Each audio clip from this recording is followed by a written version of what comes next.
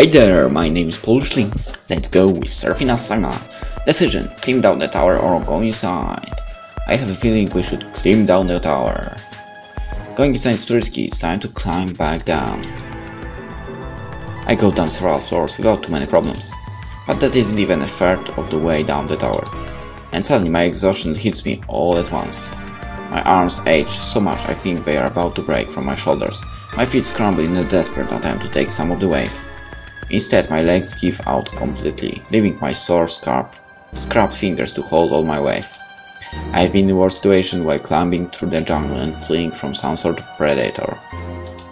Normally I would look down for a small cluster of branches to catch me, or a thick growth of bushes in which to land. I have no such options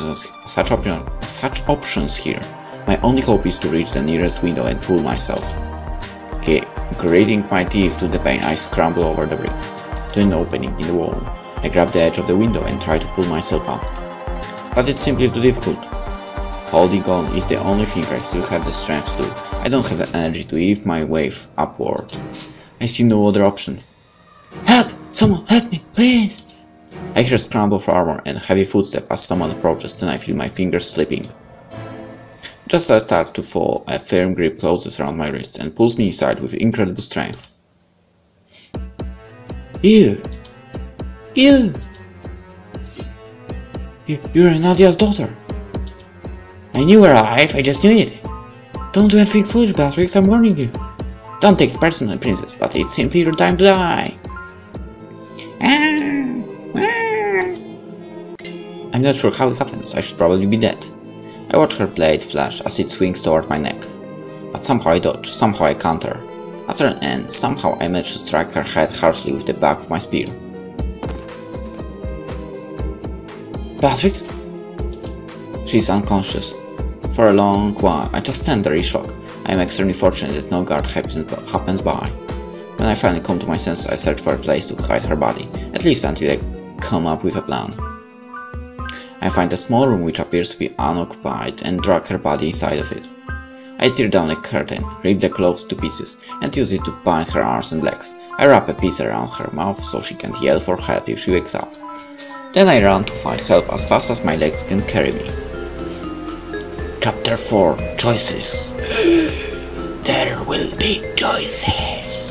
That's bad. I find Nikolaus pacing nervously outside my room.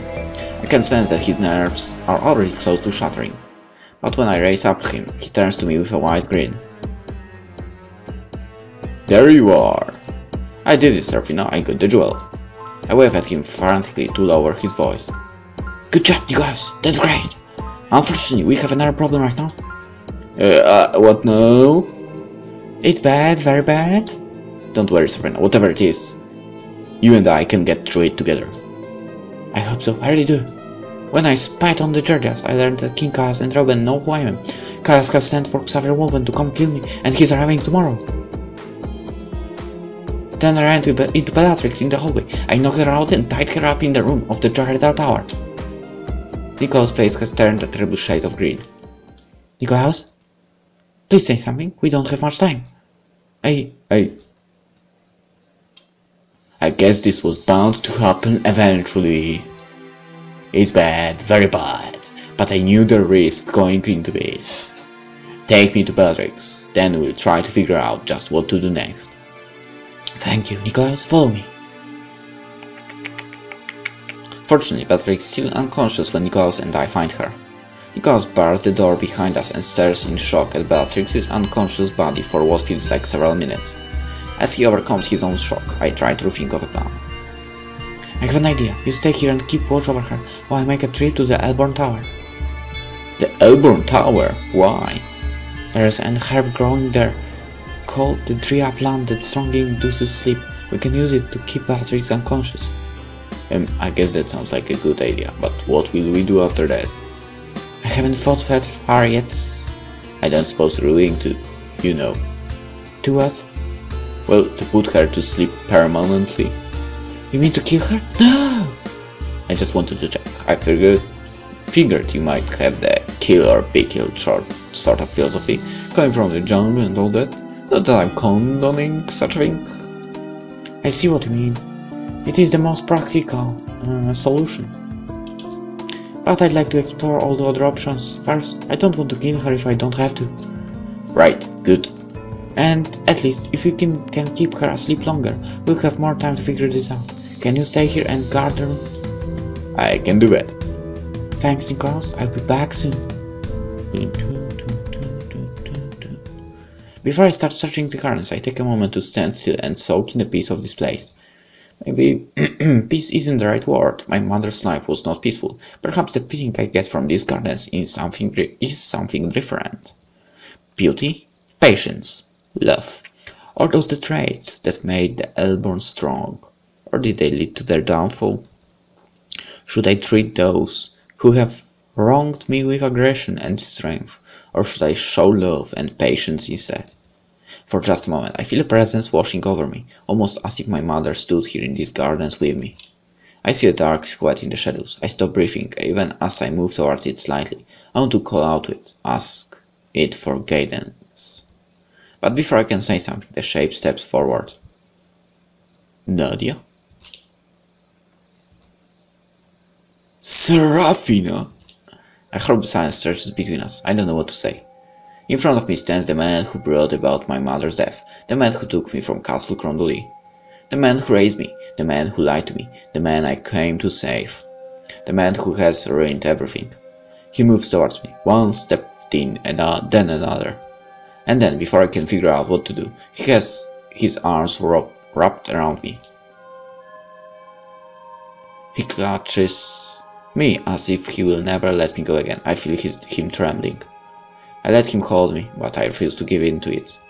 Once I would have urged to feel these strong arms around me again.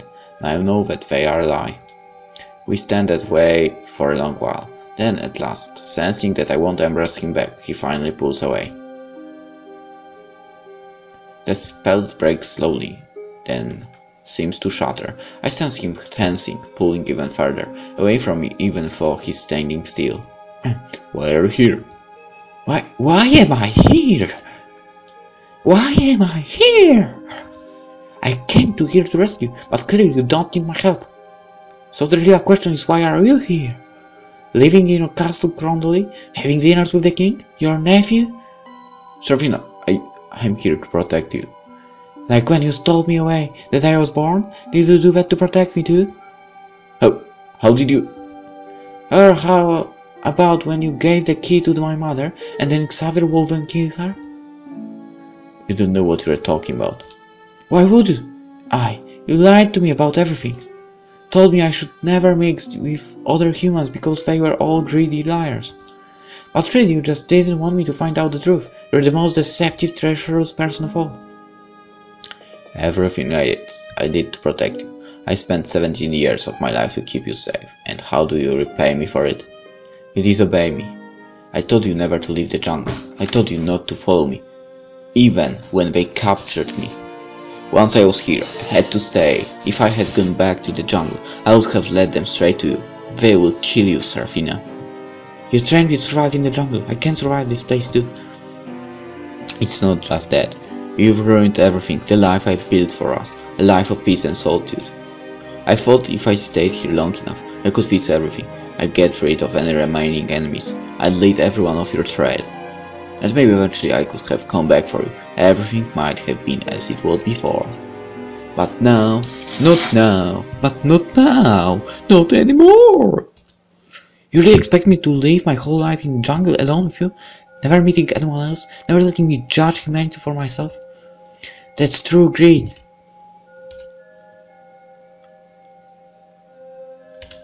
Neither of us speak for a long while. In my head I keep hearing my own accusations, repeating over and over. I wonder if I should regret any of them.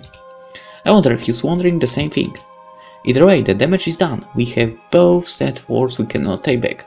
And now the silence stretches on. Serafina. Yeah? I'm sorry. Sorry for which part? I'm sorry, isn't that enough? Do you still have the key I gave you? Did you bring it here? Yeah, and yeah. You shouldn't have done that. And you shouldn't have given it to me. As frustrated as I am, I feel my anger dissipating. I see now how hurt and afraid Papa is under his anger too. I hate seeing him like this. I never wanted to be the source of his pain and frustration. I have always sensed the pain inside him and done whatever I could to help it heal. I'm not sure I've forgiven him yet, but maybe the first step is to give him another chance and see what he does with it. Papa, if you really want to protect me, then I could use your help. What's wrong? For the last few weeks, I have stayed here in the Castle Grondoli by keeping my identity a secret. I pretended to be someone named Fair, trying to join the Royal Guard. Join the Royal Guard? Have you lost your mind? I was doing all that rescue. When I found out that you were staying here freely, I just kept doing it, because I didn't know what else to do. In any case, as of tonight, I've been discovered. I spied on King Kalas and Lord Reuben. They have both figured out who I am. Then I ran into Commander Bellatrix, so she knew too. I hit her over the head and tied her up in the Jaredar Tower. Bellatrix Grondil. Yeah, and that's not all. Xavier Wolven is coming tomorrow.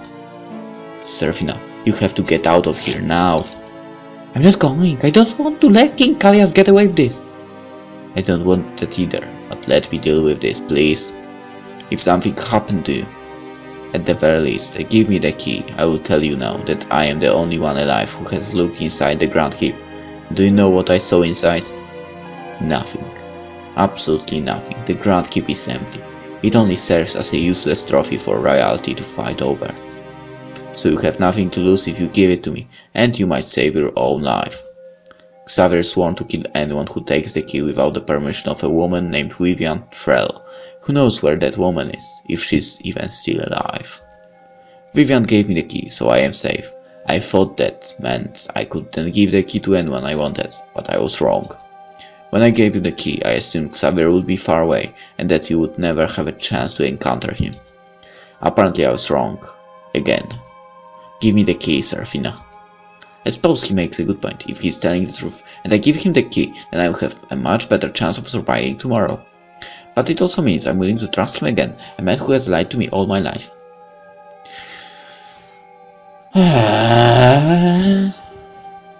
Choices. Well, from one point. Well, maybe he was lying and everything, but he was trying to keep you safe all the time.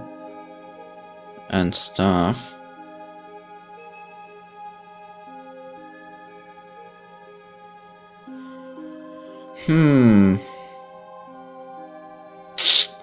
Should I give it to him? Or maybe not, and risk.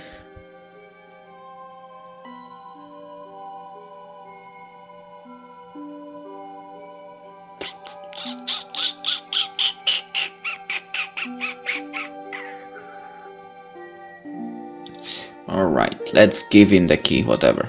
Very well, I'll give you the key. Thank you, you've made the right decision. But I don't have it with me. It's back in my room, and right now we have more pressing concerns. Bellatrix, you said you tied her up in the Jaredar Tower. Yeah, I came here to get some Dria leaves. I can use them to keep her asleep. Alright, get the leaves, then lead me to the Bellatrix, but before you drag her, I want to try talking to her first. I note, and in a hurry, find the Dria plant. And hurry to find the Dria plant. Once I get the herbs I need, Papa and I make our way back to the Jaredar Tower. I fight back a feeling of elation as he walks inside. That's a terrible thing. Don't even think about that. Why? It's late. My brain doesn't work correctly. As he walks behind me, he moves closer. Wait a minute, actually he's not her father, so whatever. But he's so much older, no. Slipping through shadows and around corners. It reminds me of when we hunted in the jungle together. I remind myself that those days are long past, and will probably never return again. We enter the room in which I hid Bellatrix. Nicolaus stares at Arken in shock. You are... Hello again, Nicolaus. I remember belatedly that Nicholas is the one who captured Papa in the first place, so I quickly stepped between them. Papa, Arken Nicholas has been helping me ever since I left the jungle. When he realized who I was, he regretted what had happened, he decided to help me rescue. Arken and Nicholas just keep staring at each other a long while until finally Arken softens. Nicholas, I knew your mother, Celine, and for her sake I'll do my best to overlook what you did to me. Thank you, sir. I really am sorry. Arken's attention shifts quickly to Beatrix. He stiffens. I think she's waking up. He reaches to pull off the gag from her mouth, then jumps back as she lunges towards him. You're helping her, of course you are. I tried to warn King Carlos, but he wouldn't listen. I knew he couldn't trust you. Beatrix, you were only a young girl when I left Castle Crondley. You may think you know what happened that day, but you don't. I don't need to know more than what I already do. Did you know that my mother and brother hired Xavier to kill Grand Prince Geralt? When I realized Xavier's next target was Nadia, I hoped I could reach her in time. I was a fool to give her the key in the first place, a fool to think I could stop a wolven. But I had to try, so I tried to reach Nadia. Mother told the guards that I was trying to kill her. They pinned everything on me. Christoph didn't know any better. He just wanted to protect the queen, but so did I. He got in my way when all I wanted was to save Nadia's life, so I did the only thing I could do. Shut your mouth! I don't care how you explain it.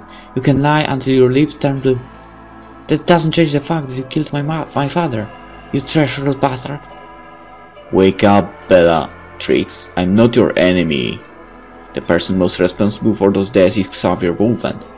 And the Gerdar family I supposedly betrayed is also to blame, yet you serve Kallias without a second thought. King Kaz was a victim of your family's madness. He is the kindest and noblest Gerdar of you all. You have cared for him since he was a child. That is the only reason you feel that way. You say he's noble. Did you know that Kallias was an illegitimate child? Tristan's wife was no more than Tavard wench whom he married as soon as he found out she was pregnant. My mother tried to make it all seem arranged, but it never was. Hey, think about it. Why else would Tristan have married Lee, a woman with nothing to her name but some random cabin? You yap like a dog. I hear Growl wrenching its way through Papa's throat. I need to do something now, or I fear this will only get worse. Whatever might have happened in the past, now we need to worry about the future. Xavier is coming tomorrow. Kallias will give him orders to kill me. The king sent for Xavier Wolven? But why? How do you know? I spied on him talking to Reuben. He said he no longer trusted you to do that job because you were too emotional. He said what? I have an idea, Beatrix, if you're willing to cooperate. What is that gathering of the nobles called again? A royal duma? First thing in the morning we'll call together an emergency assembly of the Royal Duma. We'll tell them everything about me, Xavier, about the key. You're going to tell them all that we're alive. Kaz is going to such great lengths to hide my existence, so I feel that the best way to undermine him is to reveal it. Beatrix watches Arken carefully. I can't help but suspect she likes any plan that Arken does not. You say you have the key to the Grand Keep? Yeah, we do. Beatrix thinks about it for a little while. I see her hands testing her bones, then quickly giving up. What will you do if I freeze? I'm not sure yet, but I'm sure you won't like it. I'll give you a little time to think about it, but we don't have long. I turn away from her and make my way to the other side of the room with Arken, and with that, we'll end the episode here. This is Golding. God damn it. I seriously don't know what I'm talking about. Rewind. This is seriously getting more and more interesting. Hope you enjoyed that episode and see you in the next one. Bye.